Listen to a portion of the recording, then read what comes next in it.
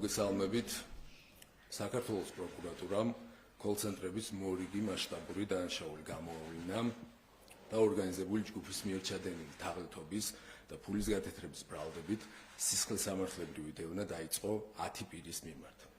ბრალდება დაუსწრებლად წარედგინებად მიმავალში მყოფ საქართველოს ყოფილ გენერალურ პროკურორს ოთარ ფარცხალაძეს და მისი დანაშაულებრივი ჯგუფის წევრებს დავით მიქაძეს, ირაკლი სეხნიაშვილს და მიხეილ ჩოხელს.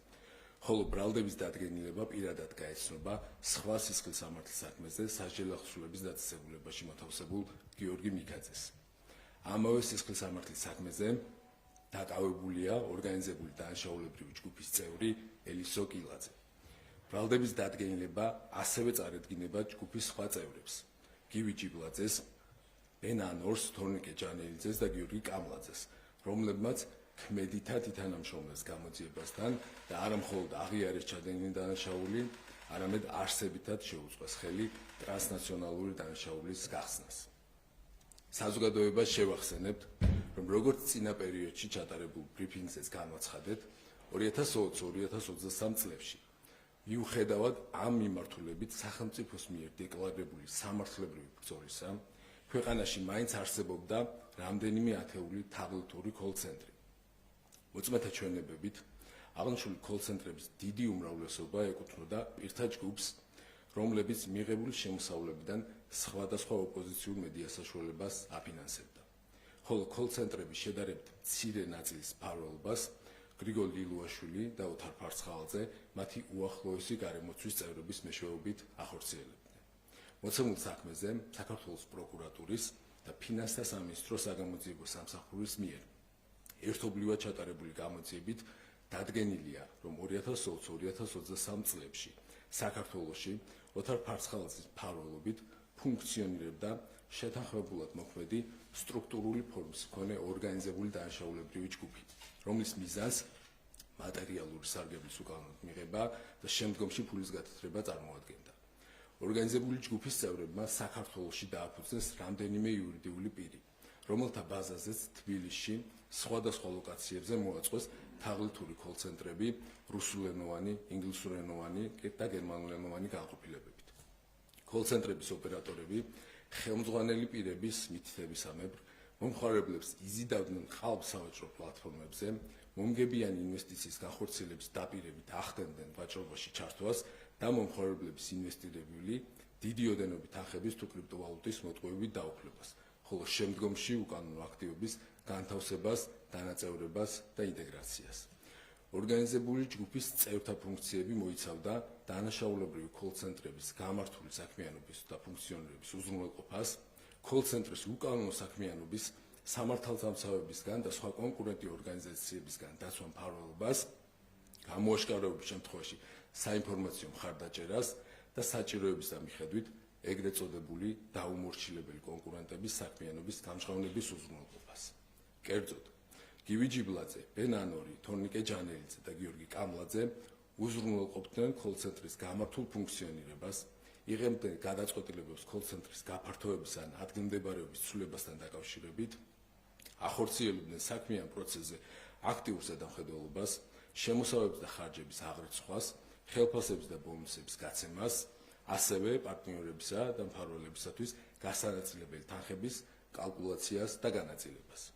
ორგანიზებული ჯგუფის სხვა წევრები, გიორგი მიქაძე, დავით მიქაძე, ირაკლი სეხნიაშვილი და მიხეილ ჩოხელი ოთარ ფარცხალაძისა და მისი გავლენების მეშვეობით უზრუნველყოფდნენ კოლცენტრის დანაშაულებრივი საქმიანობის მფარველობას, რაც გულისხმობდა სამართალდამცავებისგან და კონკურენტი ორგანიზაციებისგან ჩარევისგან დაცვას. ამასთან მონაწილეობდნენ კოლცენტრის ფუნქციონირებისათვის საჭირო მნიშვნელოვანი გადაწყვეტილებების მიღების პროცესში. აღსანიშნავია, რომ კოლცენტრის საქმიანობის გამოაშკარავების ან ასეთი რისკის არსებობის შემთხვევაში სათანადო ინფორმაციის სხვადასხვა მედია პლატფორმაზე გავრცელებით ელისო კილაძე უზრუნველყოფდა დანაშაულებრივი საქმიანობის კანონიერად წარმოჩენას.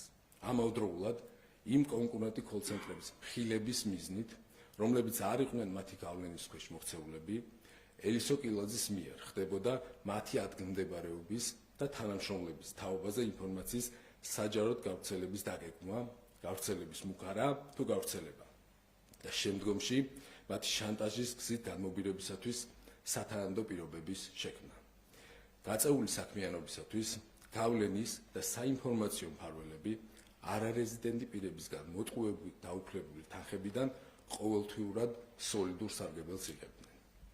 რაც მხოლოდ ამ ეტაპზე გამოძიებით არის დადგენილი 2022-2023 წლებში დანაშაულებრივი საქმიანობის ფარგლებში ორგანიზებული ჯგუფის წევრები მოტყუებით დაეუფლნენ უცხო ქვეყნის 200-ზე მეტი მოქალაქის კუთვნილ დაახლოებით 9.5 მილიონი ამერიკული დოლარის ღირებულების კრიპტოვალუტას.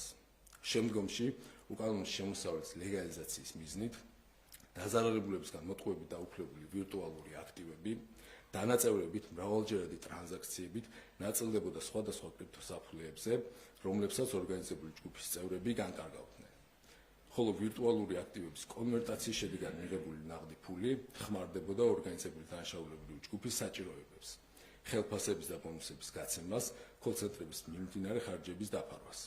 ასევე დანაშაულებრივი საქმიანობის ფარგლებში აკუმულირებული სახსრები ჯგუფის წევრების მიერ, როგორც თითქოს და კანონიერი გზით მიღებული შემოსავალი მიმართული იქნა უძრავ-მოძრავი ქონებების შესაძენად. ოთარ ფარცხალაძის, გიორგი მიქაძის, დავით მიქაძის, ირაკლი სეხნიაშვილის, მიხეილ ჩოხელის, ელისო კილაძის, გივი ჯიბლაძის, ბენ ანორის, თორნიკე ჯანელიძის და გიორგი კამლაძის მიმართ საქართველოს სისხლის სამართლის კოდექსის 180 და 194 მუხლებით გამოტანილი ბრალდება საჯელის სახედას ზომად 9-დან 12 წლამდე თავისუფლების აღკვეთას ითვალისწინებს. საქართველოს პროკურატურა ელისო კილაძის, გიორგი მიქაძის და მიმალვაში მყოფი ბრალდებულების, ოთარ ფარცხალაძის, დავით მიქაძის, ირაკლი სეხნიაშვილის და მიხეილ ჩოხელის მიმართ პატიმრობის შეფარდების, ხოლო გამოძიებასთან თანამშრომლობის ხარისხის გათვალისწინებით გივი ჯიბლაძის, ბენ ანონის, თორნიკე ჯანელიძის და გიორგი კამლაძის მიმართ გირაოს შეფარდების მოთხოვნით სასამართლოს კანონით დადგენილ ვადაში იმართავს. საქმეზე გამოძიება და საერთაშორისო თანამშრომლობა გრძელდება დანაშაულში ჩართული სხვა პირების, სხვა დაზარალებულთა ვინაობების დადგენის და შესაბამისი ახალი მტკიცებულებების მოპოვების მიზნით. მადლობა ყურადღებისთვის.